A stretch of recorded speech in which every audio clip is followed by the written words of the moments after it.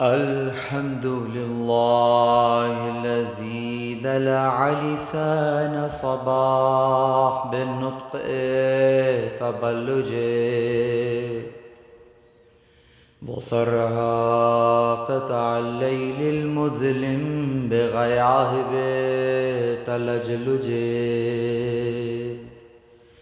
وأتقنا صنع الفلك الدوار في مقادير تبرجه وشعشع ضياء الشمس بالنور تهججه الذي دل على ذاته بذاته وتنازع عن مجانسة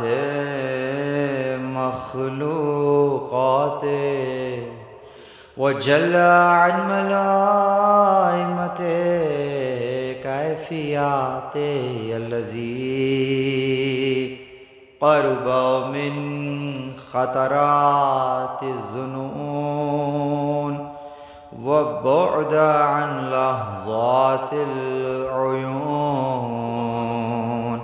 وعلم بما كان قبل أن يكون ثم الصلاة والسلام وتحية والإكرام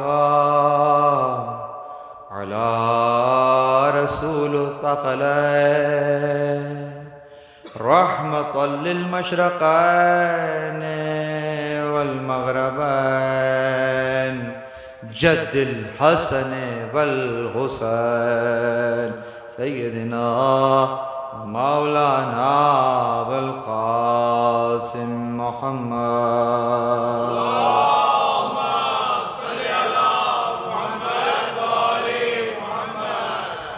وأهل بيته الطيبين الطاهرين المعصومين المظلومين المنتجبين الذين أذهب الله عنهم الرجس وطهرهم تطهيرا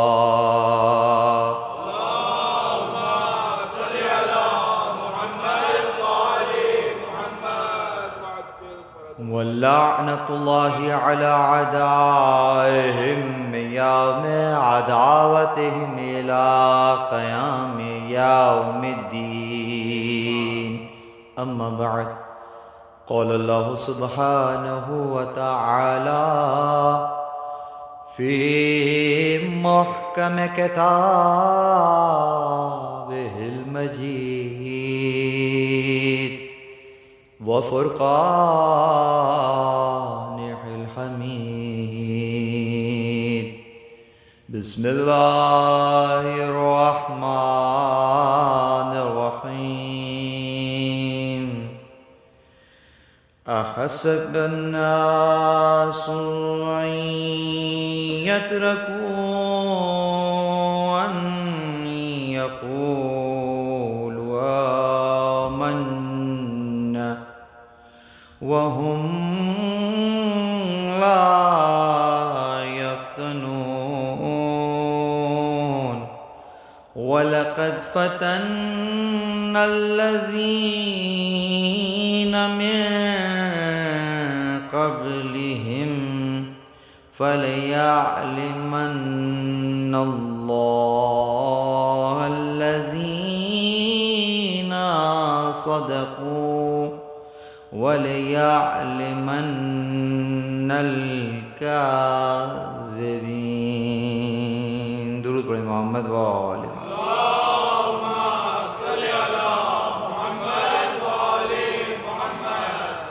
الحمد لله الذي جعلنا من المتمسكين بالقرآن الكريم وبولاية أمير المؤمنين وأئمة المعصومين عليهم السلام درود پر محمد و آل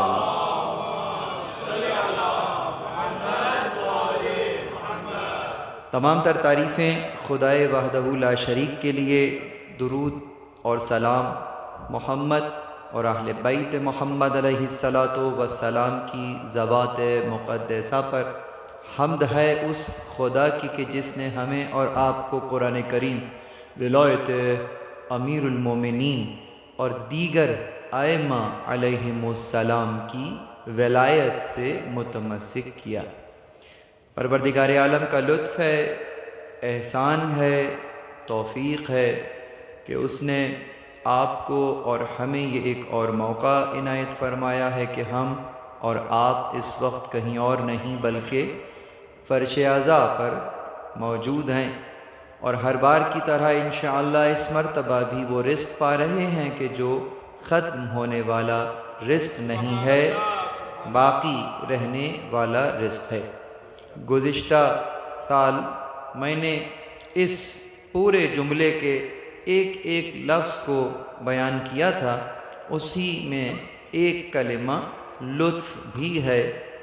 وہ جن کے اذہان میں اس کا مفہوم موجود ہے ان کو تذکر دے رہا ہوں، اور جن کے اذہان میں وہ مفہوم موجود نہیں ہے جو اس کلمے کا حقیقی مفہوم ہے ان کے سامنے پیش کر رہا ہوں کہ جب ہم کہتے ہیں کہ یہ لطف پروردگار ہے تو اس لطف سے کیا مراد ہے؟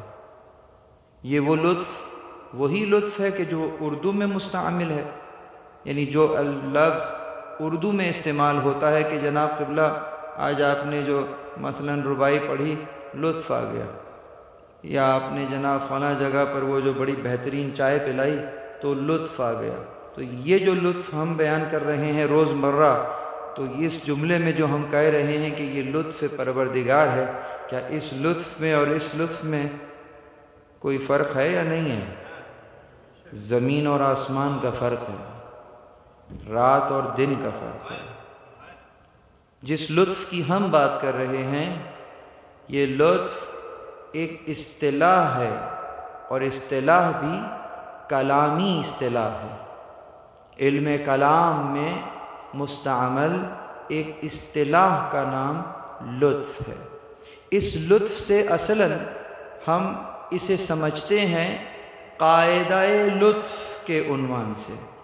یاد رکھیے گا کہ چاہے نبوت کی بحث ہو، چاہے امامت کی بحث ہو، چاہے کتابوں کی بحث ہو، 4 کتابیں اور خاص آخری کتاب قرآن کریم، ان تمام کی تمام ابحاث کو بعد میں شروع کیا جاتا ہے، جو پہلے بات کی جاتی ہے وہ لطف کی بات کی جاتی ہے۔ یعنی اگر لطف سمجھ میں آ گیا تو پھر آگے کی منازل آسان ہو جاتی ہیں۔ لطف کیا ہے؟ بیان کرنے والوں نے پورے چیپٹر لکھ ڈالے ہیں سمجھانے کے لیے۔ حضرت علامہ ہلی نے ایک جملے میں لطف سمجھا دیا، اور فرماتے ہیں کہ ہر وہ فعل جو خالق مخلوق کی طرف نسبت دے کر انجام دے لطف ہے۔ مشکل ہے، کوئی مسئلہ نہیں، دوبارہ دہرا دیتے ہیں کہ ہر وہ فعل جو خالق اپنی مخلوق کی طرف نسبت دے کر انجام دے لطف ہے۔ یہاں سمجھانے کے لیے بیان کرتا ہوں، پروردگار جو افعال انجام دیتا ہے، آپ بھی فعل انجام دیتے ہیں، پروردگار بھی فعل انجام دیتا ہے۔ اب سوال یہ پیدا ہوتا ہے کہ جب کوئی عاقل فعل انجام دیتا ہے تو اس فعل میں غرض ہوتی ہے یا نہیں ہوتی؟ اگر آپ کہیں کہ غرض ہوتی ہے تو ایک مسئلہ ہے، اور اگر آپ کہیں غرض نہیں ہوتی تو پھر وہ عاقل کیسا ہے کہ ایک ایسا کام کر رہا ہے کہ جو عبث کام ہے۔ اگر ایک عام عاقل شخص وہ کام نہیں کرتا کہ جس کے اندر جو ہے کوئی غرض نہ ہو، بس یوں ہی کر رہا ہو، خام خواہ کر رہا ہو جسے آپ کہتے ہیں، تو ایویں ہی کر رہا ہو، وقت ضائع کر رہا ہو، تو اس کا مطلب یہ عاقل نہیں ہے۔ تو اس کا مطلب عاقل کا مطلب یہ ہے کہ اگر فعل انجام دے گا تو اس فعل میں غرض ہوگی۔ سمجھ میں آئی بات؟ اب اس چیز کو لے کر چلیے توحید کے دائرے میں۔ خالق نے فعل انجام دیا، بتائیے اس فعل میں غرض ہے یا نہیں؟ اگر آپ کہیں گے غرض ہے تو پھر سمدیت کہاں چلی جائے گی؟ بے نیازی کہاں چلی جائے گی؟ اگر آپ کہیں گے غرض ہے تو پھر آپ تو کہتے ہیں کہ وہ بے نیاز ہے، تو سمدیت ہل جاتی ہے۔ اور اگر آپ کہتے ہیں کہ نہیں غرض نہیں ہے تو پھر حکمت ہل جاتی ہے، کہ اگر حکمت کا مطلب ہے کہ جو کام کیا جائے گا اس میں غرض ہے، اور اگر کہا جائے کہ غرض نہیں ہے تو حکمت ہل رہی ہے، غرض ہے سمدیت ہل رہی ہے، تو کیا کہیں؟ جواب کیا ہوگا؟ پریشان تو نہیں کر دیا میں نے؟ یہاں آگے چلیں، ہاں درود پڑھیں محمد وآل محمد۔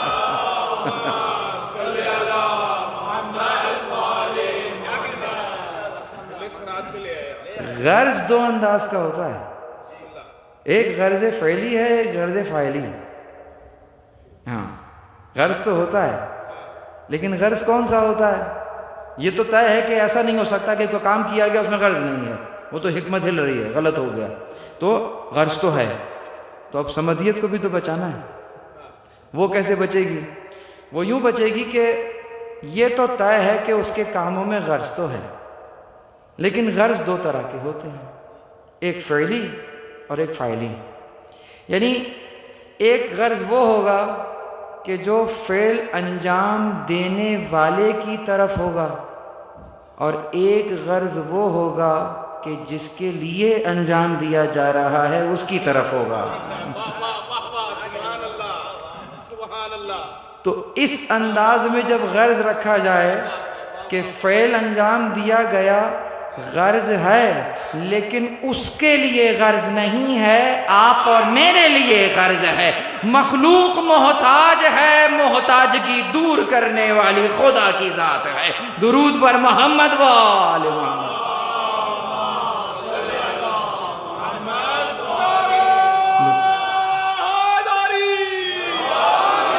اب ہر وہ فعل کے جس کا فائدہ مخلوق کو پہنچ رہا ہے، خود مخلوق عدم میں تھی، اس نے چاہا کہ ہو جا تو ہو گئی۔ اپنی غرض یہاں مخلوق کی اپنی چاہت تو نہیں تھی نا، اس نے چاہا، کن کہا، ہو گیا۔ اس کے بعد مخلوق کی ضرورت کو وہ مخلوق سے پہلے اور بہتر جانتا ہے، اسی لیے اس مخلوق کی جو ضرورت ہے وہ بھی اس نے خلق کی۔ یہ جو خلق کر رہا ہے اس فعل میں غرض اس کے لیے ہے یا مخلوق کے لیے ہے؟ اب اگر مخلوق کے لیے ہے تو یقیناً غرض تو رکھتا ہے، لیکن غرض ذاتی نہیں ہے، فعل کے لیے، مخلوق کے لیے غرض ہے۔ اسی لیے کہا، اب توجہ رکھیں، جتنے بھی فعل انجام دے گا تو یقیناً مخلوق کے لیے ہی انجام دے رہا ہوگا، جسے ہم لطف کہہ رہے ہیں۔ اب ذرا فہرست بنانا شروع کر دیجئے۔ اس نے انبیاء کے سلسلے کو جاری کیا، کس کے لیے؟ اے حضرت انسان تیرے لیے۔ اس نے دانے کو شگافتہ کیا، کس کے لیے؟ اے حضرت انسان تیرے لیے۔ اس نے فرشتوں کی ڈیوٹیاں لگا دی، تم ہوائیں چلا لو، تم بارش برسا دو۔ ہوا وہ چلا رہا ہے جسے خود ہوا کی ضرورت نہیں ہے، آپ کے لیے چلا رہا ہے۔ گویا ہر فعل اب لطف قرار پا رہا، جو تمہارے اور میری طرف نسبت دے کے انجام دیا جا رہا۔ یہیں سے ریشہ نکلتا ہے کہ جو ہدایت کا انتظام کر رہا ہے، آپ کے اور میرے لیے 12 ہادی قرار دیے۔ بتاؤ ان ہادیان کا وجود لطف نہیں ہے تو کیا ہے؟ درود پر محمد وآل محمد۔ لطف۔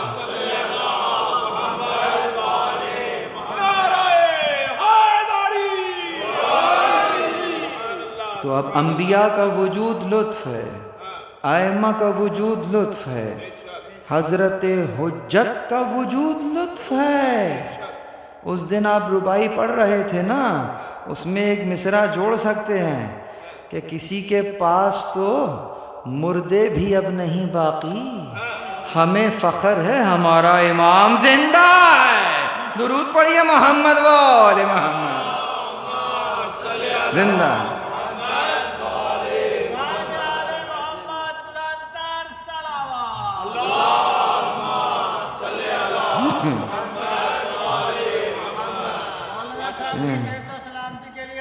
مردے بھی اپنی مان، ہمیں فخر۔ اسی لیے کہتے ہیں نا جناب احمد مرسل کا کام باقی ہے، اسی لیے تو ہمارا امام باقی۔ تو عرض یہ کر رہا لطف پروردگار ہے، ائمہ کا وجود لطف ہے، وحی الہی لطف ہے، قرآن کریم کا نازل ہونا لطف ہے۔ کیوں؟ اس لیے ہدایت دے رہا۔ اب بتائیے جس فرش پر بیٹھے ہوئے ہیں، جس فرش سے ہدایت لے رہے ہیں، لطف ہے۔ جس بی بی نے یہ فرش بچھایا ہے کس لیے؟ کربلا زندہ رہے۔ اللہ اکبر، وگرنہ معلوم نہیں چلتا جنگل میں کیا ہوا۔ یقیناً اگر کربلا کتاب ہے تو تفسیر زینب ہے، اس تفسیر نے بیان کیا کہ کربلا میں کیا ہوا۔ پس عزیزو آئیے اسی فرش اعزا سے، اسی کے طفیل، اسی کے وسیلے سے قرآن سمجھتے ہیں۔ آیت آپ کے سامنے کل تلاوت کر چکا، فلسفہ امتحان کے ذیل میں پروردگار عالم ارشاد فرما رہا، احسب الناس ان یترکوا ان یقولوا آمنا وہم لا یفتنون، کہ لوگ یہ گمان کر بیٹھے ہیں کہ وہ جب چھوڑ دیے جائیں گے، وہ یوں ہی چھوڑ دیے جائیں گے کہ جب وہ کہیں گے کہ ہم ایمان لے آئے اور انہیں آزمایا نہیں جائے گا۔ ہم نے تم سے پچھلی امتوں کو بھی آزمایا ہے تاکہ جان لیں کہ سچا کون ہے اور جھوٹا کون ہے۔ کل میں نے بات یہاں تک چھوڑی تھی کہ ہم اور آپ جب امتحان لیتے ہیں تو ہم کسی مجہول تک پہنچنے کے لیے، مجہول جو واضح نہ ہو اس تک پہنچنے کے لیے امتحان لیتے ہیں، اور اس سے ہمارے علم میں اضافہ ہو جاتا ہے، جو نامعلوم ہے وہ معلوم ہو جاتا ہے، تو ہم امتحان لیتے ہیں۔ لیکن پروردگار تو عالم الغیب و شہادہ ہے، وہ امتحان کیوں لیتا ہے؟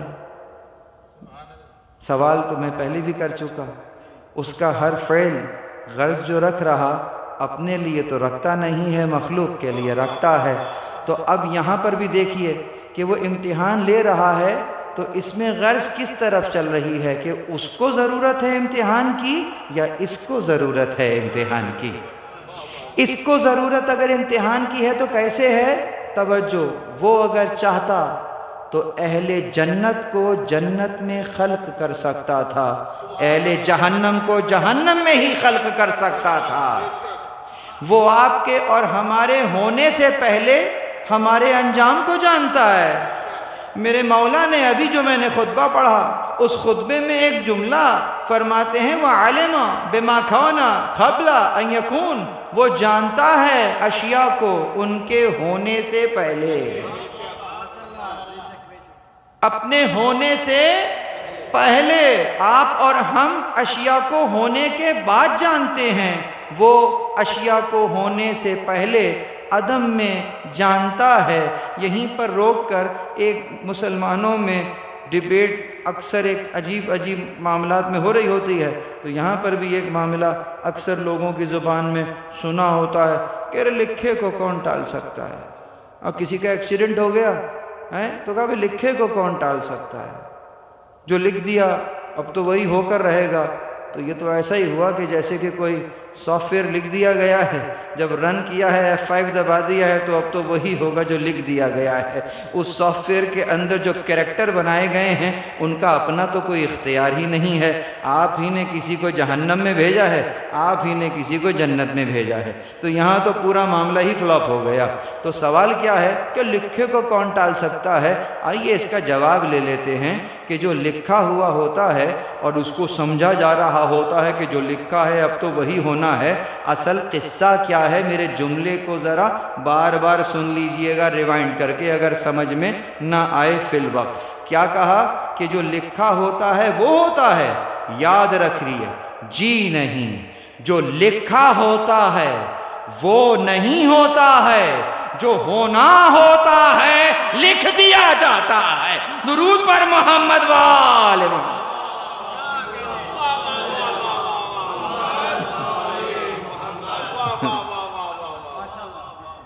یہ میں نے کلام کی پورے چیپٹر کا نچوڑ ایک جملے میں دے دیا ہے۔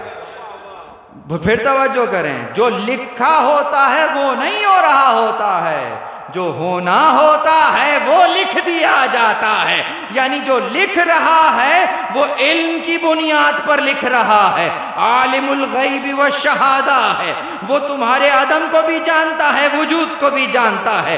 اب جو ہونا ہوتا ہے وہ لکھ دیتا ہے، چونکہ عالم الغیب ہے تو یقیناً اس کا علم سچا ہے، جو لکھ رہا ہے، جو ہوتا جاتا ہے، صداقت کے اوپر مہر لگتی جاتی ہے۔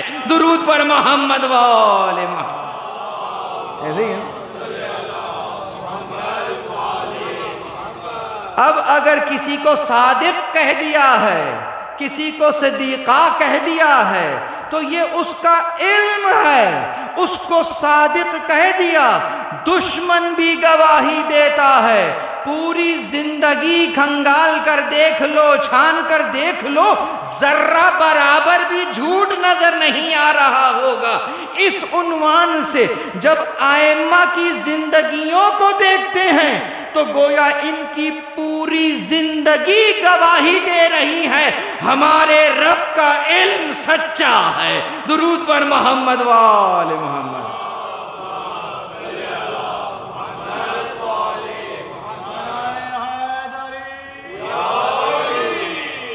تو وَلَقَدْ فَتَنَّ الَّذِينَ، اور ہم یقیناً اس سے پہلے بھی آزما چکے ہیں، من قبلہم فَلَيَعْلَمَنَّ اللَّهُ الَّذِينَ صَدَقُوا۔ اب سمجھ میں آیا، یعنی پروردگار کو نہیں پتہ کرنا کہ سچا کون ہے، اصلاً امتحان میں ڈال رہا ہے، اس لیے کہ وہ بھی جو مثال دے رہا تھا کہ اہل جنت کو وہیں خلق کر دیا، اہل جہنم کو یہاں خلق کر دیا، تو جہنمی کہیں گے کہ میاں ہمارا کیا قصور ہے اور ان کا کیا کمال ہے، ہمیں بھی جنت میں خلق کر دیتا۔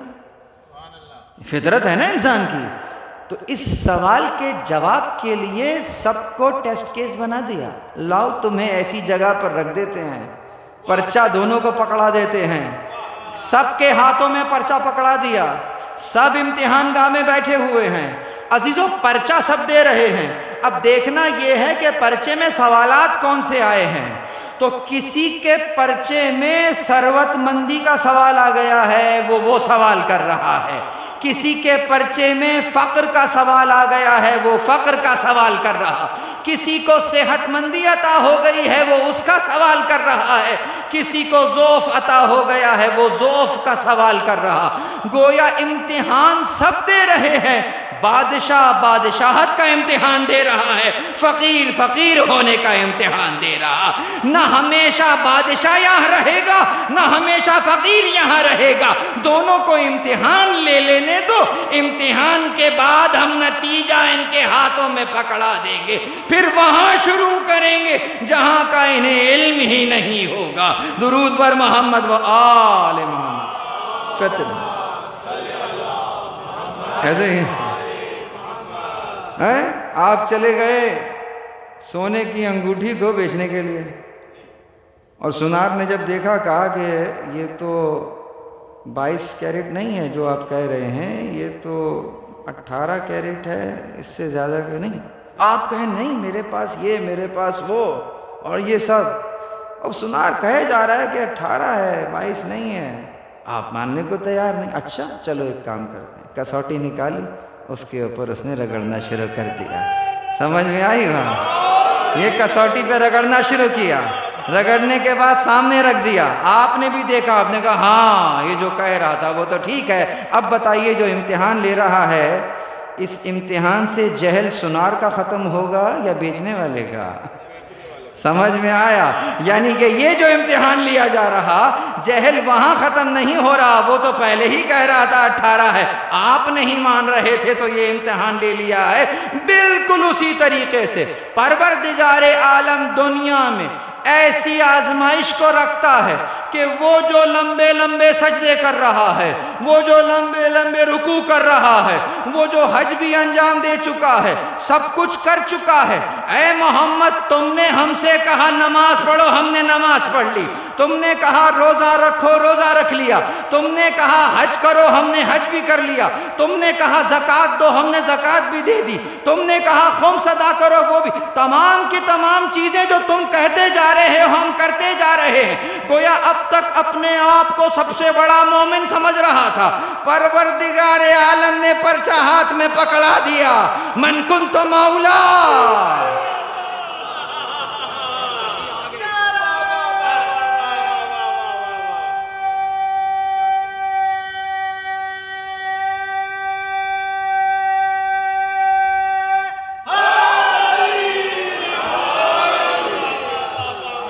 وہ جو سارے پرچے کرتا آ رہا تھا اب اس کے لیے ہی پرچہ کٹ گیا۔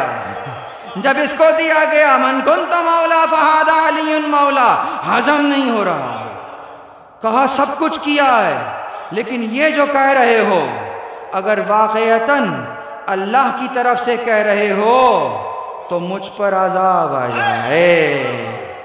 اللہ اکبر، سمجھیے علی کی ولایت، علی کی محبت آسان نہیں ہے، یقیناً ہضم کرنے کے لیے قوت ایمانی کا چاہیے، وہ پاک ہیں، پاک سینوں میں اترتے ہیں۔ یقیناً اس کو اس سے پہلے اگر من کنتوں کا اعلان نہ ہوتا تو اس سے بڑا تو کوئی مومن ہی نہیں تھا، کہ جو آپ کہہ رہے میں وہ کر رہا، جو آپ کہہ رہے وہ کر رہا۔ وہ تو اعلان ایسا ہو گیا کہ اس کے بعد بڑے بڑوں کے سر جناب گھوم گئے ہیں۔ جملہ کہوں، پالان کے نیچے نہ جانے کتنے پلان تھے جو دب گئے۔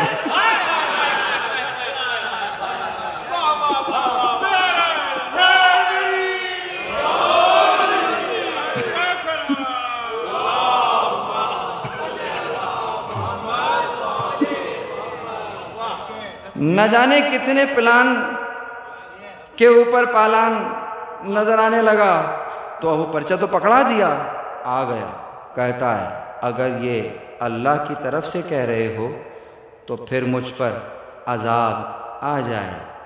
آیت آ گئی، سأل سائل بعذاب واقع للکافرین لیس لہ الدافع، مانگنے والے نے ہم سے عذاب مانگا جو کافروں پر واقع ہونے والا ہے۔ تم نے نماز کا کہا، ہم نے نماز پڑھی، تم نے روزے کا کہا، ہم نے روزہ رکھا، تم نے حج کا کہا، ہم نے حج کیا۔ اللہ کہہ رہا ہے جو عذاب ہو رہا ہے کافروں پر ہونے والا ہے۔ گویا اب تک تمہیں نہیں معلوم تھا کہ اندر سے کافر ہو، ہم نے پرچہ پکڑا دیا، کفر بہارا۔ درود پر محمد وال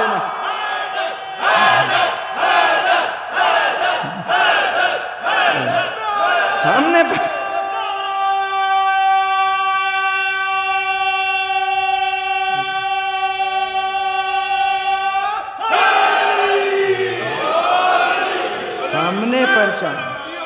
پرچہ پکڑایا کافروں پر عذاب، کافروں پر عذاب۔ پروردگار یہ تو مومن ہے، یہ تو سب کچھ کرتا ہوا ہے، کافر پر عذاب۔ اچھا عذاب میں کیا آیا؟ زلزلہ آ گیا۔ بھائی زلزلہ کیوں نہ آ گیا؟ کوئی چیخ آتی، کوئی فرشتہ آتا، کوئی ایسے پر ہلکا سا یہ چھو کر دیتا، ختم ہو جاتا معاملہ، کچھ بھی کر دیتا، بارش ہو جاتی، کوئی بجلی آتی، کوئی آگے چلی جاتی، زمین میں دھنس جاتا۔ وہ عذاب کی کمی ہے اس کے ہاں؟ نہیں، عذاب بھی ذرا چھانٹ کے رکھا ہے۔ سمجھ رہے ہیں بات کو؟ جہاں سے شروع کیا ہے وہیں پر ختم کرے گا نا۔ وہ آیا تھا ایک کعبے کا دشمن، کعبے کو گرانے آیا تھا، کعبے کے بغض کو لے کر آیا تھا۔ تو کعبے کے بغض کو لے کر آیا تو اس کے مقابلے پر ننھی ننھی ابابیلوں کو بھیجا۔ جو ننھے ننھے کنکر پھینکتی رہتی تھیں اور یہ ایسے ہو گئے جیسے کھایا ہوا بھوس. بس یوں سمجھ لیجئے کہ وہ کعبے کے بغض کو لے کر آیا تھا, یہ مولود کعبہ کے بغض کو لے کر آیا ہے. ایک کنکر اس کے لیے بھی بچا کے رکھا ہے. ادھر عذاب مانگا, یہاں سے کنکر چلا. درود پر محمد وآل محمد.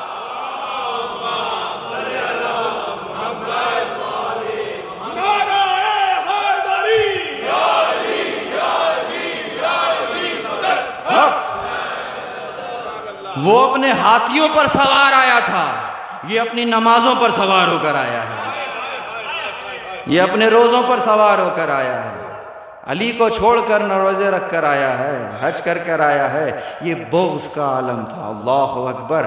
اس کا مطلب یہ ہے, بہت توجہ, اس کا مطلب یہ ہے کہ یہ جو شک کیا گیا ہے, آپ کیا سمجھ رہے ہیں یہ علی پر شک کیا گیا ہے؟ یہ شک علی پر شک نہیں ہے, یہ خود محمد رسول اللہ پر شک ہے کہ آپ نے کل کہا تھا یہ کر دیا, کل کہا تھا یہ کر. یہ بھی اگر کہہ رہے ہیں اس کے لیے تو مجھ پر عذاب آ جائے. گویا ان کو اندر سے یقین تھا کہ یہ جو کہہ رہے ہیں معاذ اللہ غلط کہہ رہے ہیں کہ یہ آیت آ رہی ہے, یہ حکم ہو رہا ہے. یہ اپنے بھائی کی محبت میں اتنا آگے چلے گئے ہیں کہ سب کو مائنس کر کے اسی کو آگے کر رہے ہیں. بس اس لیے پروردگار عالم نے اندر کے بغض کو, کفر کو باہر نکال دیا. اب وہ حدیث بھی سمجھ میں آ گئی کہ علی خیر البشر ومن شک فیہ فقد کفر, کہ علی خیر البشر ہیں, جس نے اس میں شک کیا اس نے کفر, اس نے کفر کر دیا. یہاں سمجھیے کہ کفر کرنے کا معنی کیا ہے. ایک کفر کا معنی تو یہاں یہ لیا جا سکتا ہے کہ وہ کافر ہے, وہ خدا ہی کو نہیں مان رہا ہے. کیوں؟ اس لیے کہ اس کی حکمت کا انکار کر رہا ہے, اس کے فعل کا انکار کر رہا ہے, یہ اس کے امر کا انکار کر رہا ہے. تو یقیناً یہ شرک فی الامر خدا ہے, یہ اللہ کے امر میں شرک ہے. تو ایک انداز تو یہ لیا جا سکتا, لیکن ایک اور انداز بھی لیا جا سکتا ہے. معاملے کو تھوڑا ڈائلیوٹ کر دیتے ہیں, وہاں پہ بھی چلتا ہے. وہ کیا؟ وہ یہ کہ کفر دو انداز کا ہے. ایک تو خدا کے وجود کا انکار, کفر وہاں پر بھی یہی کہا جائے گا. ایک کفر اور ہے, اور وہ کیا ہے؟ وہ ہے کہ جس کو آپ سورہ دہر میں سنتے ہیں کہ هل أتى على الإنسان حين من الدهر لم يكن شيئا مذكورا خلقنا الإنسان من نطفة أمشاج نبتليه فجعلناه سميعا بصيرا إنا هديناه السبيل إما شاكرا وإما كفورا. یہ جو کفورا ہے یہ شکر کے مقابلے پر آیا ہے, یعنی کہ پروردگار عالم نے انا ہدینا, ہم نے ہدایت کر دی, ہم نے ہدایت کر دی. کس کی؟ انسان کی. ہم نے کیسے ہدایت کی؟ کہ ہم نے سبیل دکھا دی اسے, اس کے سامنے راستہ واضح ہو گیا. اب اس کے اوپر ہے کہ یہ شکر کرنے والا ہو جائے یا کفر کرنے والا ہو جائے. یعنی اس کو کہیں گے کفران نعمت, یعنی نعمت کا کفران کر دینا. نعمت کسی مقصد کے لیے دی, اس نے اس مقصد تک نہ پہنچا, نعمت کا انکار کر دیا, تو اصلاً کفران نعمت کر دیا. یہ تمام کی تمام نعمتیں ایک طرف. سورہ مائدہ کہتے ہی مائدہ ہے. مائدہ کا مطلب کیا ہے؟ کل وہ عرب صاحب بیٹھے تھے یہاں پہ. خیر, مائدہ کا مطلب کیا ہوتا ہے؟ دسترخوان. دسترخوان کو کچھ اور بھی کہتے ہیں عربی میں, سفرہ, سفرہ کہتے ہیں. تو سورہ سفرہ کیوں نہیں ہے؟ سفرہ عربی میں ہی کہتے ہیں نا, اور مائدہ بھی عربی ہے, تو لکھ دینا سورہ سفرہ. نہیں, اس کا مطلب جو بات مائدہ میں ہے وہ سفرہ میں نہیں ہے, جو سفرہ میں ہے وہ مائدہ میں نہیں ہے, جو مائدہ میں ہے وہ سفرہ میں نہیں ہے. ہم رکھ رہے ہیں مائدہ, تو پھر فرق کیا ہے سفرہ اور مائدہ میں؟ تھوڑا سا فرق ہے, ذرا سمجھیے اور پھر بتائیے گا کہ وہ تھوڑا ہے یا بہت ہے. سفرہ کہتے ہیں دسترخوان کو, لیکن کون سا دسترخوان؟ جو ابھی بھی بچھایا ہے, جس کو اڑتے سے بچانے کے لیے ادھر ادھر کونے میں کچھ رکھا جا رہا ہوتا, کیونکہ اس کے اندر کچھ رکھا ہوا تو نہیں ہے، بس فقط دسترخوان ہی ہے۔ مائدہ کس کو کہتے ہیں؟ مائدہ اس دسترخوان کو کہتے ہیں جس میں نعمتیں چنی ہوئی ہیں۔ یعنی گویا مائدہ ہونے سے پہلے سفرہ تھا، تو سفرہ ہوا، پھر سفرہ کی اگلی منزل مائدہ پر چلی گئی، اس لیے کہ نعمتیں چن دی گئی ہیں۔ تو اب اصول مل گیا، یعنی سفرہ پہ جب نعمتیں آ جائیں تو وہ مائدہ ہو جاتی ہے۔ تو ڈھونڈو جا کے مائدہ میں کیا کوئی آیت ہے جو نعمت کی طرف بیان کر رہی ہو؟ وہ کہے گی دھیان سے پڑھو، یہ چھوٹی موٹی نعمتیں کی بات نہیں کر رہے ہیں، ہم تمہیں ایک ایسی نعمت دے رہے ہیں اسی میں کہ الیوم اکملت لکم دینکم واتممت علیکم نعمتی۔ اب بتاؤ سفرہ مائدہ نہ ہو جائے تو کیا ہو جائے؟ درود پڑھیے محمد وآل محمد۔ نعمت ہے۔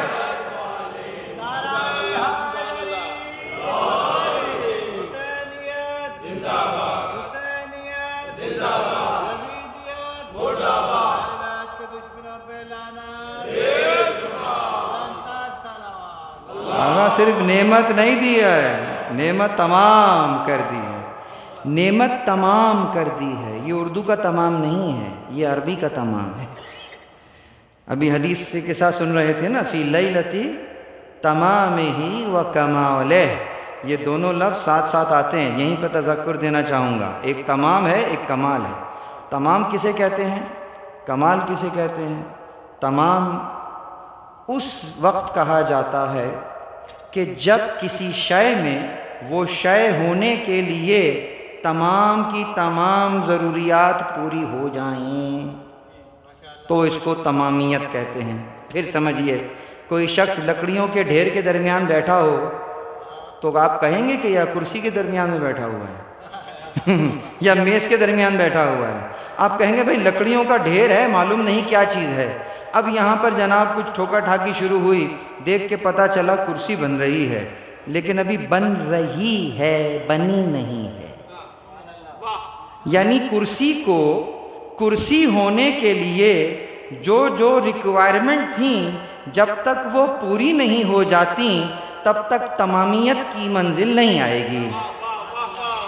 اس کو کہتے ہیں تمام۔ اب ایک مرتبہ وہ تمام کی تمام کوالٹی اس میں آ گئی جو کرسی کو کرسی بناتی ہے، آپ نے کہا یہ کرسی تمام ہو گئی ہے، لیکن تمام تو ہو گئی ہے، ابھی کمال کا سفر جو ہے وہ باقی ہے، اور اس کی کوئی حد نہیں ہے۔ اس لیے کہ اب اس کے اندر آپ سونے چاندی کا پانی چڑھا دیجئے، آپ فلاں کام کر لیجئے، یہ کر لیجئے، تو کمال کی تو کوئی حد نہیں ہوگی۔ یہاں پر جو کہا جا رہا الیوم اکملت لکم دینکم واتممت علیکم نعمتی، یعنی نعمت تمام ہو رہی ہے، دین کامل ہو رہا۔ کیوں نعمت تمام ہو رہی؟ کہا اس لیے کہ بنی نو انسان کو، بہت توجہ، یہ جو ابھی تم نے اعلان غدیر سنا ہے، اور اس اعلان غدیر میں تم نے علی کی ولایت کا اعلان فقط اعلان کی حد تک نہیں، گویا آج ہی امپلیمنٹیشن بھی ہو رہی ہے، اسی لیے بیعت بھی لی جا رہی ہے، امیر المؤمنین کہہ کر سلام بھی کیا جا رہا۔ گویا آج اگر تم نے اس امیر المؤمنین کی ولایت کو سمجھ لیا ہے تو اب اس ولایت کے سائے میں تمہارا سفر ایسے طے ہوگا، اب تمہیں کسی اور نعمت کی ضرورت نہیں ہے، اسی کے ذریعے سے تمہارا سفر جنت تک مکمل ہو جائے گا۔ درود پر محمد وآل محمد۔ تمام ہو گئے، نعمت ہی تمام ہو گئی، اس کو تمام کیا۔ اب سمجھ میں آیا کہ وہ نعمت عظمیٰ کون سی ہے جس کے لیے وہ کہہ رہا ثم لتسألن یومئذ عن النعیم، اس روز ہم تم سے نعمت کے بارے میں سوال کریں گے۔ امام نے پوچھ لیا کیا سمجھا اس نعمت سے؟ کیا یہ جو روز مرہ کی چیزیں کھاتے پیتے ہو اس کا پروردگار سوال کرے گا؟ آپ کو کوئی دسترخوان پہ بلائے، اور اس کے بعد جناب جب آپ جانے لگے تو رک کر پوچھے ٹھہریے ذرا لکھوا تو دیجئے روٹیاں کتنی کھائی تھیں، شربت کے گلاس کتنے لیے تھے، میٹھا کتنی بار لیا تھا. آپ کہیں گے یہ کیسا آدمی ہے، یہ کس قدر کم ظرفیت کا اعلان کر رہا ہے، اظہار کر رہا ہے، مجھے گویا کہ مجھے اپنی نظروں میں مجھے پست کر رہا. یہ تو آپ ایک آدمی، ایک شخص، ایک سے فرد سے یہ گوارا نہیں کریں گے کہ وہ تم سے اس طرح کا حساب لینا شروع کر دے. وہ پروردگار ہے جسے دیتا ہے بے حساب دیتا ہے. جب بے حساب دے رہا، یہاں پر حساب کس کا لے رہا ہے؟ تو یقیناً توجہ رکھیے جہاں تک میری آواز جا رہی ہے، وہ حساب لے ہی اسی لیے رہا ہے کہ سب چیزوں کا حساب نہیں لوں گا. جس نعمت کے طفیل وہ چیزیں دی ہیں، اس نعمت کا سوال کر رہا ہوں، حق ادا کیا ہے یا نہیں کیا؟ درود پر محمد وآل محمد. جس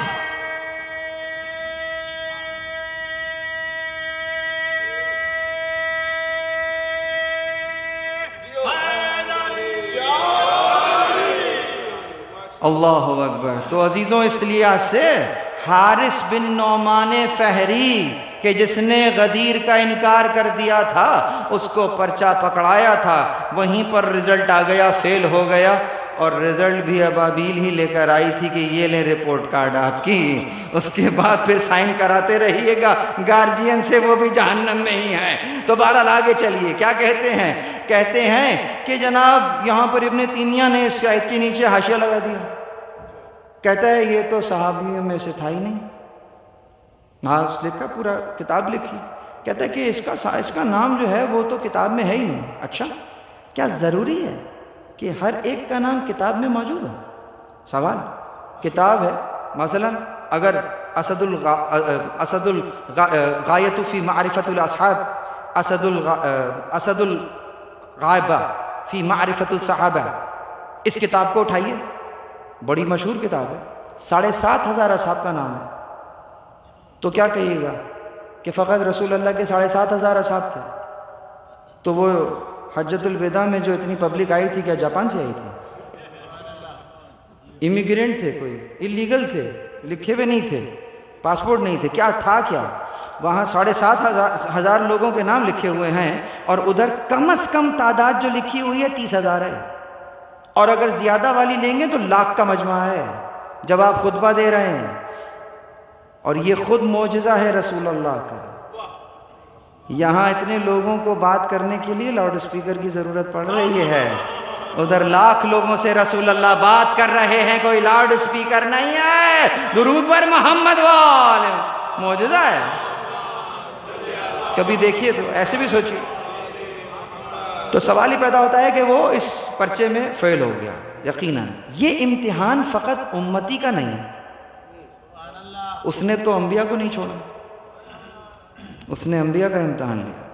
اب بات وہی ہے، انبیاء کا امتحان کیوں لیا؟ اس لیے کہ انبیاء کے مقابلے پر آگے پیچھے جو رہ رہے ہوں، خدا معلوم کب کون کہاں کون سا الزام لگا دے کہ ایسا ہو گیا تھا، وہ ہو گیا تھا. دیکھنے والا تو یہ بھی کہہ رہا تھا کہ یہ جو مانگ رہا ہے قلم، یہ بھی اصل میں ہذیان ہو گیا ہے. تو کہنے والا تو کچھ بھی کہہ سکتا ہے. تو امتحان لینا تو ضروری ہے نا. انبیاء کا بھی امتحان لے لیا. حضرت ابراہیم کا امتحان لیا. جانتے ہیں کس چیز کا امتحان لیا؟ جان کا امتحان لیا، مال کا امتحان لیا، سب سے بڑھ کر اولاد کا امتحان لیا، اور اس سے بھی بڑھ کر میں کا امتحان لیا. یہ سب سے خطرناک امتحان ہے میں کا. اور یہ اتنا خطرناک امتحان ہے کہ انسان کا فیل ہونا بہت بہت قریب ہوتا ہے. کبھی بھی کوئی ایک ہوا کے جھونکے پہ فیل ہو جاتا ہے، جس کو کہتے ہیں میں نے یہ کیا. اللہ اکبر. ابراہیم کی مال کا امتحان کیسے ہوا جانتے ہیں؟ بکریاں چرا رہے تھے، کفار کی بستی ہے، مشرکین کی بستی ہے، کوئی مسلمان دور دور تک نہیں ہے وہاں پر. بکریاں چراتے چراتے ایک مقام پہ پہنچے تو دیکھا کہ کوئی شخص ہے، عابد ہے، عبادت میں مشغول ہے، اور ایک تسبیح کر رہا ہے. سبوح قدوس رب الملائکۃ والروح.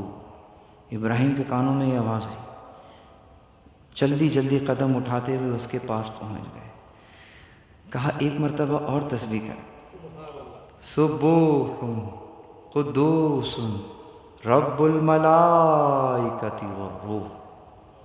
ابراہیم نے کہا ایک مرتبہ اور تسبیح کر۔ اس نے کہا ابراہیم اس کے بدلے میں کیا دو گے؟ کہا یہ میری بکریاں ہیں، اس میں سے آدھا ریوڑ تمہارا۔ سبوح قدوس رب الملائکۃ والروح۔ ابراہیم کی تڑپ اور بڑھ گئی، کہا ایک مرتبہ اور کہہ دے۔ کہا آپ کیا دو گے؟ کہا یہ باقی کا ریوڑ بھی تمہارا۔ اب خالی ہو گئے ابراہیم۔ سبوح قدوس رب الملائکۃ والروح۔ کہتے ہیں ایک بار اور کہہ دے۔ کہا آپ کیا دو گے؟ کہا دینے کو کچھ بچا نہیں ہے، میں ہی بچا ہوں، عمر بھر تیری غلامی کرتا رہوں گا۔ یہ ادھر آ گئے، جب یہ پوزیشن، اس پوزیشن پر آ گئے، اب اس نے رزلٹ دے دیا، نہیں ابراہیم اس کی ضرورت نہیں ہے، میں فرشتہ ہوں آپ کا امتحان لینے کے لیے۔ درود پر محمد وآل محمد۔ سبوح کیا کا امتحان؟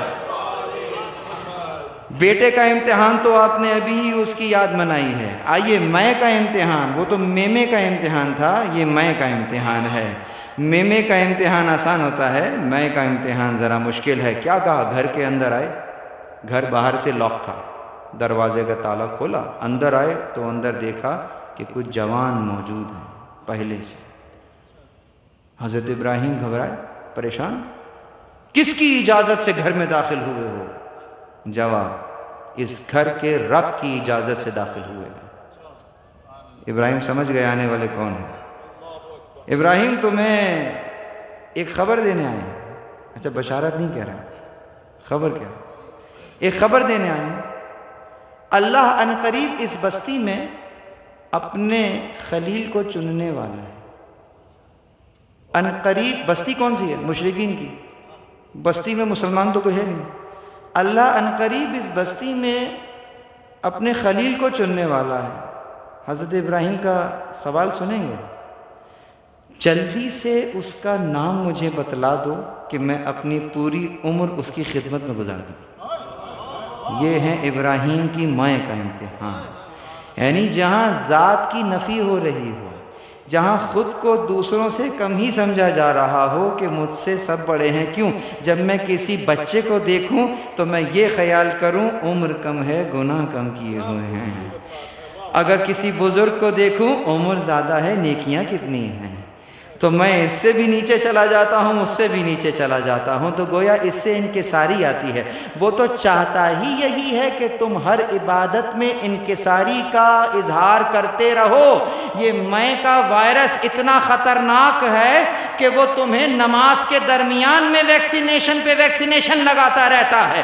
تمہاری نماز ابھی ختم نہیں ہوتی ہے، تم نماز کے درمیان میں ہوتے ہو، ابھی پہلی رکعت ختم ہوئی ہے، دوسری شروع نہیں کی ہے، ابھی اٹھ ہی رہے ہو، اس نے ویکسین لگا دی۔ کہتا ہے کہ اٹھتے وقت کہتے ہوئے اٹھو نا، بحول اللہ قوتہ اقوم واقعد، اس کی دی ہوئی قوت سے اٹھ رہا ہوں، بیٹھ رہا ہوں، وگرنہ یہ ذہن میں نہ آئے میں نماز پڑھ رہا ہوں، کیا میری نماز، اس نے قوت دی ہے تو نماز پڑھ رہا۔ درود پر محمد وآل محمد۔ میں اس کی دی ہوئی، اس کی دی ہوئی توفیق، اللہ یا رسول، اس کی دی ہوئی۔ تو وہ تو نماز میں بھی کہہ رہا ہے کہ میں آگے نہ آنے پائے، جان کا امتحان بھی لے لیا ہے۔ اللہ اکبر، منجنیق میں گھمایا جا رہا ہے اور اس وقت عنقریب آگ میں پھینکے جانے والے ہیں۔ آ گیا فرشتہ۔ ہاں ابراہیم خواہش ہے کوئی؟ اب اگر کہیں کہ نہیں ہے تو یہ غلط بیانی ہوگی، یقیناً خواہش تو ہے، اور اگر بیان کر دیں کہ ہاں یہ ہے خواہش، تو پھر وہ خلیل کیا ہے کہ جو کسی غیر سے بات کر رہا ہے، اپنی خواہش بیان کر رہا۔ تو اس کا اور کس وقت امتحان لیا ہے؟ جب منجنیق میں گھمایا جا رہا تھا ان قریب چھوڑنے ہی والے تھے. سمجھ میں آ رہا ہے؟ منجنیق دیکھی ہے؟ بچے جا کے گوگل پہ دیکھنا منجنیق کیا ہوتی ہے. توجہ. اور اس منجنیق میں اللہ کے نبی آئیں اور ان کو کس تیزی سے گھمایا جا رہا ہے. آپ بھی کبھی بیٹھتے نا ذرا دماغ چکرا جاتا ہے، اور جب سامنے آگ لگی ہو، ابھی پھینکا بھی جا رہا ہو، اس وقت عین موقع پہ آ کر پوچھ رہا خواہش ہے کوئی؟ نبی نے اسپونٹینیس ادھر نہ، یہاں سوال ختم ہوتا ہے وہاں جواب ہے. کہتا ہے ہاں خواہش تو ہے مگر تم سے نہیں ہے.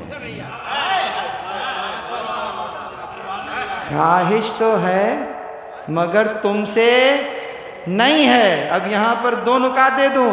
یہاں پر خلیل کی اس ایفیلیشن کو غور کیجئے کہ ایسا خلیل ہے خدا کے علاوہ کسی کی طرف حاجت نہیں رکھ رہا ہے. لیکن یہاں پر ذرا اور لوگوں کو بھی کچھ بتلا دیجئے کہ اسے کہتے ہیں نبی کہ جب سامنے آگ لگی ہوئی ہے، منجنیق میں گھمایا جا رہا ہے، لیکن ذہن اتنا سلامت ہے کہ یہاں پر سوال کیا وہاں جواب دیا. تو اگر منجنیق کے چکروں میں ذہن سالم ہے، وہ ہلکے سے بخار میں ہذیان نہیں رکھتا ہے. درود پر محمد وآل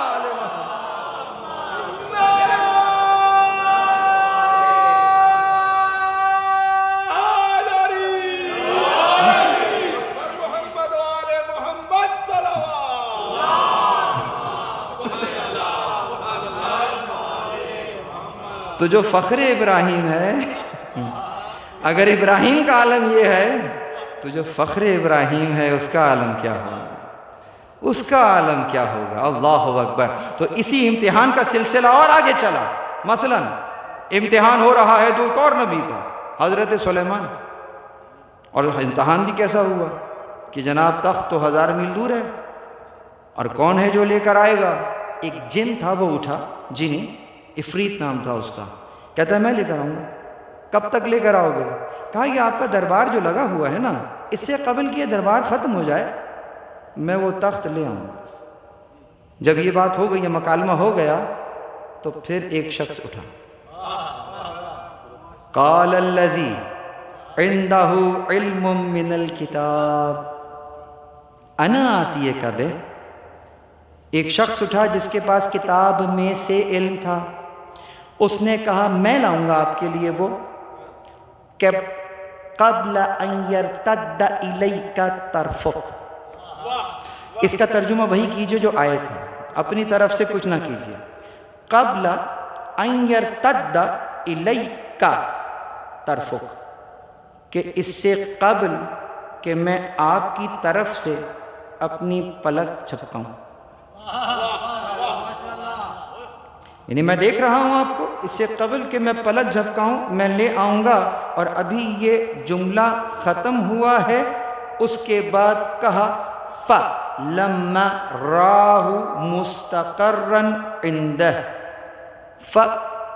پس کو کہتے ہیں، بلا فصل کو کہتے ہیں، کہ اس نے یہ جملہ کہا کہ میں لاؤں گا اس سے قبل کہ آپ کی طرف سے پلک جھپکاؤں. فَلَمَّا رَاهُ مُسْتَقَرًّا مِنْ عِنْدَهُ، کہ یہاں درمیان میں من عِنْدَهُ، یعنی اس جملے کو کہتے ساتھ ہی بلا فصل سامنے تخت آ گیا. یعنی قبل ان یرتد الیک طرفک میں یہ سامنے تخت آ گیا.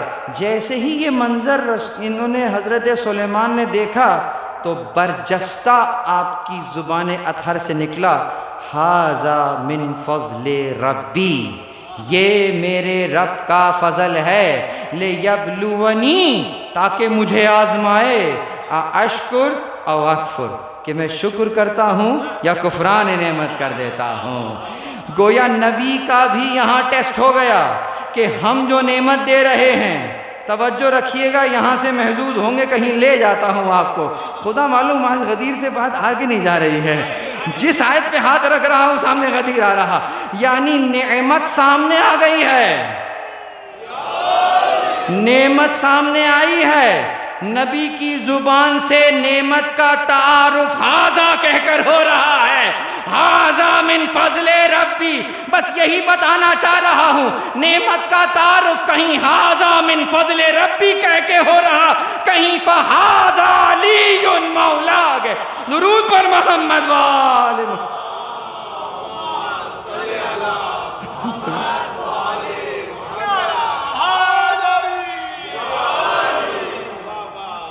اس حاضہ کی نعمت کو بھلا نہ دینا بھائی۔ یہاں پر ایک اور بھی نکتہ، اب میں بھی تو حاشیہ لگا سکتا ہوں، ابن تیمیہ لگا رہا ہے، عجیب عجیب سے حاشیے ہے، تو میں بھی لگا دوں بھائی، ایک دو تو چلتا ہے، حاشیہ لگائیں یہاں پر۔ آج کل بچوں سے سوال ہوتا ہے، نہیں یہ کیسے ہو سکتا ہے، یہ کیسے ہو سکتا ہے، ایک وقت میں ادھر بھی ادھر بھی۔ پھر آیت پڑھو، میں لاؤں گا۔ اچھا میں لاؤں گا سے کیا مراد ہے؟ گریب کروں گا، آرڈر دوں گا یہاں پر اور وہاں سے وہ ڈیلیور ہو جائے گا پیکٹ ہیں زاہد صاحب، کوئی کنٹینر آئے گا باہر سے وہ ڈیلیوری ہو جائے گا، کچھ ہو جائے گا، یہ ہوتا ہے منگانا۔ وہ منگوا نہیں رہا ہے، میں لاؤں گا، میں منگواؤں گا، میں لاؤں گا، فرق ہے نہیں ہے؟ بچہ بتا دے گا منگوانے میں اور لانے میں فرق ہے۔ منگوانے میں تو کسی سے بھی منگوا لوں گا، لانے میں مجھے جانا ہوگا، پھر وہ لے کر آنا ہوگا۔ لیکن یہ کام ہو ایسے رہا ہے کہ قبل ان یرتد الیک طرفک، کہ میں پلک نہیں جھپکاؤں گا آپ کے سامنے سے، آپ مجھے دیکھ رہے ہیں، میں آپ کو دیکھ رہا ہوں، آپ مجھے یہاں دیکھ رہے ہوں گے، میں جا کر واپس بھی آ جاؤں گا۔ درود پر محمد وآل محمد۔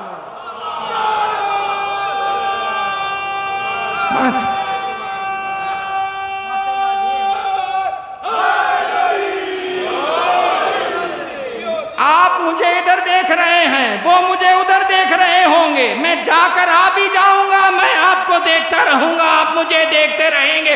اب اگر کوئی من الکتاب کا حامل ایک وقت میں ادھر بھی چلا جائے ادھر بھی آ جائے، تو جو عندہ علم الکتاب کا حامل ہوگا، درود پر محمد وآل محمد۔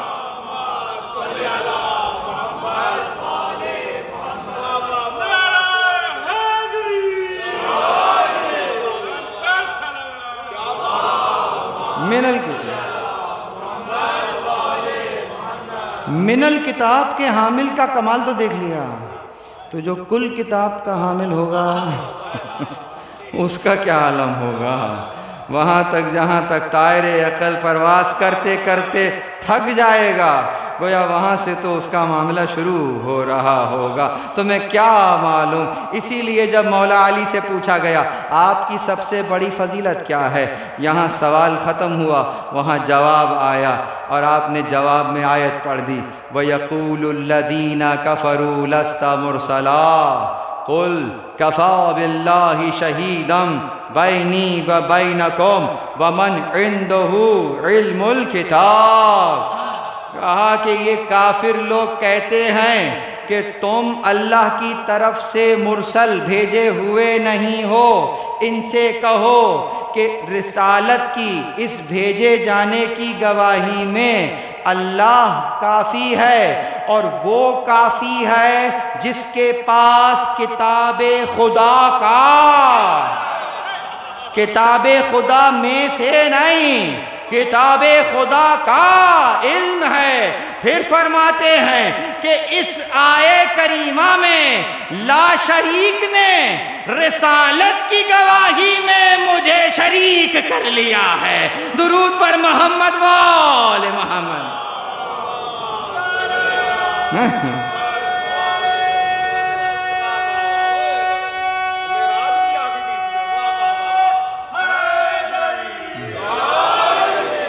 اللہ کے خلاف شرک کا پرچہ نہ کاٹ دینا، تو کیا کہا؟ شریک کر لیا۔ لیکن ایک چیز ابھی بھی رہ گئی، آپ کی سماعتوں کو دیکھتے ہوئے ہمت کر کے کہہ رہا ہوں اور چیلنج کر رہا ہوں، نہ فقط ادھر ریکارڈ ہو رہی ہے 10 سال بعد 20 سال بعد، جب کبھی بھی کچھ ہو، اگر ہم زندہ ہوئے تو پوچھئے گا، جواب دینے کے لیے اویلیبل ہوں گے انشاءاللہ۔ آپ نے ایک چیز ذرا جلدی میں سن لی، پھر آئیے گواہی کون سی ہے؟ رسالت کی. ہاں یہی تو جلدی ہے. پرچے میں یاد رکھیے گا سب سے مشکل سوال پتہ ہے کون سا ہوتا ہے؟ جو سب سے آسان ہوتا ہے. ایم سی کیوز کر رہے ہوتے ہیں نا، تو سب سے زیادہ مشکل وہ ہوتا ہے جو سب سے آسان ہوتا ہے. اس لیے کہ بندہ اوور کانفیڈنس ہوتا ہے، غلط پہ سوال ٹک لگا کے آگے چلا جاتا ہے. وہ اس کو صحیح طرح پڑھتا نہیں ہے، خود سے سوچتا ہے تو یہی پوچھ رہا ہے نا بھائی، یہی آنسر، آگے چلے جاؤ، پیچھے آؤ. کیس کیا ہوا ہے؟ کیس یہ ہے کہ کفار کا گروہ آیا ہے اور اس نے ڈینائل کیا ہے کہ یہ بھیجے ہوئے نہیں ہیں. بھیجے ہوئے، مرسلہ، رسلہ سے ہے نا، رسلہ مرسلہ. مرسلہ کہیں گے کہ یہ بھیجے ہوئے نہیں. ان سے کہو کہ تمہارے اور میرے درمیان گواہی کے لیے وہ کافی ہے، اللہ کافی ہے، اور وہ کافی ہے جس کے پاس کتاب خدا کا علم ہے. یہ بات تو دو گواہ تو ہمیں سمجھ میں آ گئے. دو گواہ ہیں، گواہی دے رہے ہیں، لیکن یہ بتاؤ گواہی کیا دے رہے ہیں؟ آپ بھی رسالت کی گواہی دے رہے ہیں، میں بھی رسالت کی گواہی دے رہا ہوں، اور یہ دو گواہ بھی رسالت کی گواہی دے رہے ہیں. لیکن ان دونوں گواہیوں میں کوئی فرق ہے یا نہیں ہے؟ سمجھیے، آپ نے رسول اللہ کو دیکھا ہے؟ نہیں دیکھا ہے. آپ کو خبر ملی ہے، آپ تک روایات پہنچی ہیں کہ یقیناً آپ نے تاریخ کو پڑھا اور آپ نے دیکھا کہ وہ کھجور والی زمین میں ایک بندے کو پروردگار عالم نے انہی میں سے مبعوث کیا، اور انہوں نے بیان کیا کہ میں اللہ کی طرف سے نبی ہوں. اس کو آپ نے اپنے کانوں سے تو نہیں سنا ہے نا، آپ تک تو روایات میں پہنچا ہے نا، آپ تک تو تاریخ میں پہنچا ہے. آپ نے کہا کہ ہاں میں گواہی دے رہا ہوں کہ جو آپ کہہ رہے ہیں وہ سچ کہہ رہے ہیں. سمجھیے بہت باریک ہے، بہت باریک ہے. آپ جو کہہ رہے ہیں وہ سچ کہہ رہے ہیں. گویا آپ نے گواہی دی کس کی؟ رسول اللہ کے قول کی. انہوں نے کہا کہ میں بھیجا گیا ہوں، میں نبی ہوں. آپ نے کہا صدقتا یا رسول اللہ، آپ سچ کہہ رہے ہیں، جو آپ کہہ رہے ہیں وہ سچ کہہ رہے ہیں، ہم نے یہ گواہی دے دی. آپ نے جو گواہی دی وہ قولی گواہی ہے، وہ ایک قول کی گواہی ہے. آنے والا کیس کوئی اور لے کر آیا ہے، وہ مرسلہ کی گواہی مانگ رہا ہے. یہاں گواہی مرسلہ کی دینی ہے، یعنی گواہی دینے والا یہ گواہی دے گا میں گواہی دے رہا ہوں، اللہ نے انہیں رسول بنا کر بھیجا ہے. درود پر محمد وآل محمد. اب سمجھ میں آئے گا انا والی خلق من نور واحد، تو گویا ایک نور دوسرے نور کی گواہی دے رہا. میں گواہ ہوں کہ اللہ نے ان کو رسالت کے لیے، مجھے امامت کے لیے منتخب کیا ہے. درود بر محمد وآل محمد. رسالت کا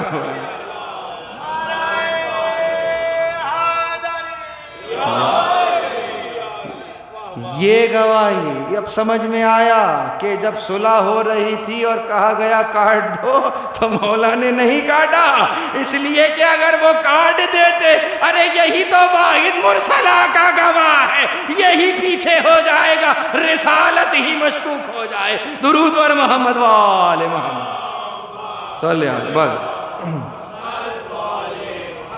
بس عزیزو، یہ امتحان ہے. تو سب کا امتحان ہوا، انبیاء کا امتحان ہوا، امتوں کا امتحان ہوا. جب کبھی بھی کوئی نعمت ملے، دیکھنا یہ ہے کہ شکر کرنا ہے یا کفر کر دینا ہے. نعمت کا شکر کیا ہے، کفر کیا ہے، کل پہ رکھیں گے. ابھی ذرا اور آگے چلتے ہیں، اور وہ یہ کہ امتحان اگر انبیاء کا بھی ہو رہا ہے، امتیوں کا ہو رہا ہے، تو یقیناً سب کا امتحان ہوا ہے. آج ہم نے حسین کے ایک ناصر کے امتحان کے بارے میں ہی بات کرنی ہے. اللہ اکبر. حبیب ابن مظاہر کس طریقے سے امتحان ہو رہے ہیں. اللہ اکبر. جانتے ہیں نا حبیب کون ہے؟ حبیب ابن مظہر یا مظاہر. یا مظاہر، یہ دونوں اعتبار سے ہمیں کتابوں میں ملا۔ اللہ اکبر، انتہائی شجاع، انتہائی عبادت گزار، یہاں تک کہ کہتے ہیں مرد عابد و پارسا، تقوی کی بلند ترین مقام پہ، حدود الہیہ کی رعایت کرنے والے، حافظ قرآن، نہیں معلوم ہوگا بہت سے لوگوں کو، جی حافظ قرآن، ہر شب عبادت اور مناجات میں مصروف رہنے والے۔ روایت موجود ہے، امام نے بھی اس انداز سے توصیف کی ہے، کس وقت؟ جب آخر وقت تھا، کہ تم تو وہ ہو کہ جو ایک شب میں پورا قرآن پڑھ لیا کرتے تھے۔ یہ تھے حبیب، پاک اور پاکیزہ اور سادہ زندگی گزارنے والے تھے، اس قدر دنیا سے بے رغبت تھے، اور زہد کو اپنی زندگی کے لیے نمونہ عمل بنائے ہوئے تھے کہ جس قدر بھی انہیں مال و دولت اور امان ناموں کی پیشکش ہوئی انہوں نے قبول نہ کی۔ وہ کسی مکر میں نہیں آئے، کسی فریب میں نہیں آئے۔ عصر نبوی میں ان کا کیا کردار رہا؟ میری تقریر بہت محققانہ تحقیق کر کے بات کر رہا ہوں، سن کے بات نہیں کر رہا، یاد رکھیے گا۔ اور یہ تاریخ پڑھ رہا ہوں، عقیدے کا مسئلہ نہیں ہے کہ مجھ سے حبیب کے اس انداز سے پوچھا جا رہا ہو پل صراط پر کھڑا کر کے۔ یہ ایک تاریخی بحث ہے کہ اس میں دیکھا گیا کہ حبیب زمانہ نبوی میں مدینہ میں تھے یا نہیں تھے، تو اس کے اوپر حاشیے بھی لگے ہیں، اور خاص ہمارے جو جلیل القدر محدثین ہیں، خاص شیخ طوسی، ان کا کہنا ہے کہ آپ امام علی کے صحابی ہیں، امام حسن اور امام حسین کے صحابی ہیں، لیکن انہیں رسول اللہ کے وہ حالات نظر نہیں آئے کہ وہ ان کو مدینہ میں اس انداز سے ملے۔ دوسری ایک چیز ہے، اب چونکہ شاعری ہے، شاعری میں بہت ساری چیزیں ہوتی ہیں کہ بچپن کے دوست ہیں، اے حبیب میرے بچپن کے دوست تو آ جاؤ، تو چونکہ ہمارے بچے تو یہی سن سن کے بڑے ہو رہے ہوں گے، کتاب تو پڑھتے نہیں ہیں، صرف شعر سنتے ہیں، تو کہیں ایسا نہ ہو کہ کہیں کوئی چیز ایسی ہمارے ذہنوں میں آ جائے کہ جس کا حقیقت سے تعلق نہ ہو۔ بچپن کا دوست اس کو کہتے ہیں کہ جو ہم عمر ہو اور بچپن میں ساتھ ساتھ رہے ہوں، تو جب بچپن کا دوست آتا ہے تو ذہن میں یہی آتا ہے۔ جبکہ حبیب جب امام 3 ہجری پیدا ہوئے ہیں تو حبیب تقریباً 23 سال کے ہیں، تو امام سے 23 سال بڑے ہیں، تو جب امام کا بچپن شروع ہوا ہوگا تو اس وقت وہ 30 سال کے ہو چکے ہوں گے۔ تو 30 سال کا جوان کسی 4 سال کے بچے کا بچپن کا دوست تو نہیں ہو سکتا، لیکن اس کے زمانے میں موجود ہے، ان کی قدر کرنے والا موجود ہے، اس میں کوئی شک نہیں ہے۔ اس اعتبار سے اگر دیکھا جائے تو یقیناً اس قدر اہل بیت علیہم السلام کے مقام اور منزلت کو پہچاننے والے تھے کہ مولا علی کے خاص صحابی، عام نہیں، اصحاب السر میں ان کا شمار ہوتا تھا۔ اصحاب السر وہ ہوتے تھے کہ جو صاحب راز ہوتے تھے۔ بہت سے لوگ ہیں، بہت سے چاہنے والے ہیں، لیکن حبیب ان میں سب سے منفرد تھے، اسی لیے مولا نے انہیں بہت سی خبروں سے آشکار کیا تھا۔ یہ فیوچر، مستقبل کی باتیں بیان کر دیا کرتے تھے، کتنے رازوں سے پردہ اٹھا دیا کرتے تھے۔ روایت موجود ہے کہ ایک طرف گلی میں سامنے سے میثم تمار آ رہے تھے، اور اس طرف سے حبیب ابن مظاہر اپنے گھوڑے پر آ رہے تھے۔ وہ اپنے گھوڑے پر تھے، یہ اپنے گھوڑے پر تھے۔ جب آتے آتے دونوں کے گھوڑے اتنے قریب ہو گئے کہ دونوں کی جو گردنیں ہیں وہ اس انداز سے کراس ہو گئیں، تو اب جو سوار ہے وہ بہت قریب ہو گئے ہوں گے نا، تو یہاں سے حبیب نے کہا کہ میں ایک ایسے شخص کو دیکھ رہا ہوں کہ جس کو فلاں کے گھر کے سامنے سولی دی جا رہی ہے اور اس کی زبان کو کاٹا جا رہا ہے۔ اللہ اکبر، تقریباً یہ سمجھ لیجئے واقعہ کربلا سے تقریباً 20 سال پہلے کی بات ہو رہی ہے۔ کہا میں دیکھ رہا ہوں ایسے شخص کو۔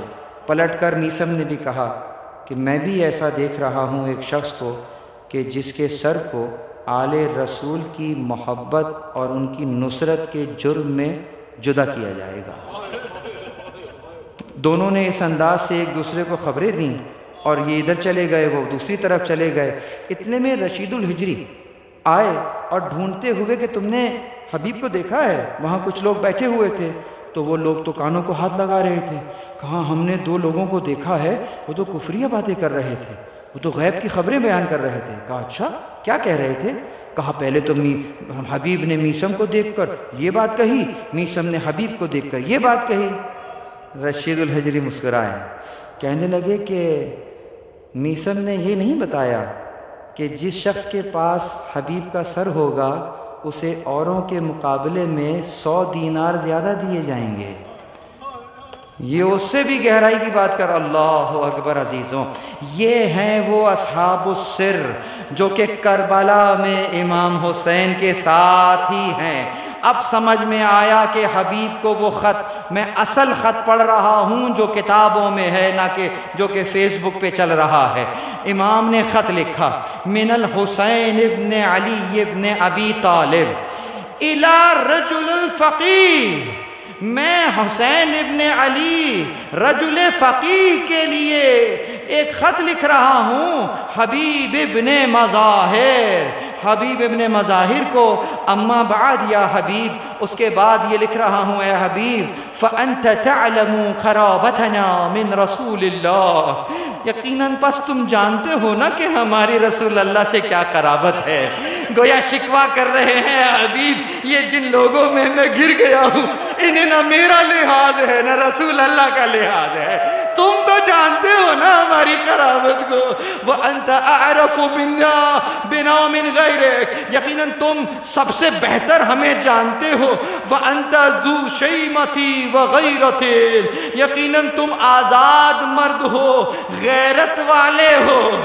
گویا وہ لوگ جو مولا کی نصرت نہیں کر رہے ہیں وہ غیرت والے بھی نہیں ہیں، آزاد بھی نہیں ہیں. فَلَا نَبْخَلْ عَلَيْنَا بِنَفْسِكَ، مجھ پر جان دینے میں بخل سے کام نہ لینا. یجازیک رسول اللہ یوم القیامہ، تمہیں رسول اللہ روز قیامت خود جزا دیں گے. بس یہ خط آپ نے لکھا. قاصد آیا، حبیب کے لیے خط لایا ہے دروازے. حبیب اس وقت دکان سے کوئی شے خرید رہے تھے، روایت میں مہندی کا لکھا ہے کہ مہندی خرید رہے تھے. وہیں پر قاصد آیا، خط تھمایا. رسول نے حسین کے اس چاہنے والے نے خط کا متن کو پڑھا، ہاتھ میں مہندی تھی، زمین پر پھینک دی. بس سمجھ گئے کہ اب یہ داڑھی مہندی سے خضاب نہیں ہوگی، خون سے خضاب ہونی ہے. گھر تشریف لائے، بیٹھ گئے. زوجہ نے کہا حبیب کچھ پریشان ہو؟ کہتے ہیں، توجہ، کہتے ہیں فرزند زہرا کا قاصد آیا ہے، خط لے کر آیا ہے. کیا لکھا ہے خط میں؟ کہتے ہیں خط میں لکھا ہے، یہ متن پڑھ کر بیان کر دیا اور کہا کہ جان دینے میں بخل نہ کرنا، جلدی ہماری مدد کے لیے آؤ. تو کہا پھر پریشان کیوں ہو؟ کہا سوچ رہا ہوں کہ جاؤں یا نہ جاؤں.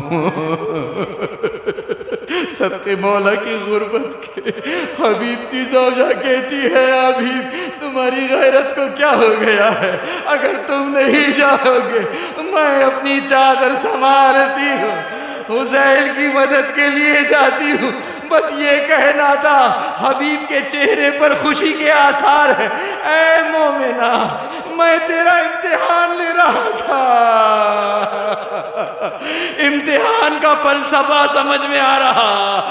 میں تیرا امتحان لے رہا تھا، بھلا ممکن کیسے حسین مجھے بلائے. اگرچہ ہمارے پاس اور روایات بھی موجود ہیں کہ جس میں حبیب تو جانے کے لیے پہلے ہی آمادہ تھے. یہ ایک خط ہے جو کسی اور انداز سے یقیناً بھیجا گیا ہے، اس کی ایک الگ تاریخ پھر بیان کریں گے. لیکن بہرحال حبیب نے یہاں چلنے کا ارادہ کیا. کوفے کو گھیرا ہوا ہے، جواسیس کا مجمع ہے، جگہ جگہ جاسوس پھیلے ہوئے ہیں. نقل و حرکت کو بہت ہی کلوز انداز سے دیکھا جا رہا. تو حبیب رات کی تاریکی میں اس انداز سے نکلنا چاہتے ہیں. اللہ اکبر. جاتے ہیں تو منظر کیا دیکھا کہ ان کا غلام گھوڑے کو آمادہ کیے ہوئے ہے اور گھوڑے سے کہہ رہا کہ اے میرے آقا کے گھوڑے، اگر حبیب نے آنے میں دیر کر دی تو میں تجھ پر سوار حسین کی مدد کے لیے جاؤں گا. حبیب نے یہ جملہ سن لیا. میرے مولا پر یہ وقت آ گیا کہ اب غلام بھی ان پر قربان ہونے کے لیے آقا پر سبقت کر رہے ہیں۔ حبیب گھوڑے پہ سوار ہوئے، مختصر کروں گھوڑا دوڑاتے ہوئے عزیزوں وہاں کربلا کے نزدیک سے نزدیک تر ہو رہے، لیکن یہاں کیا ہوا؟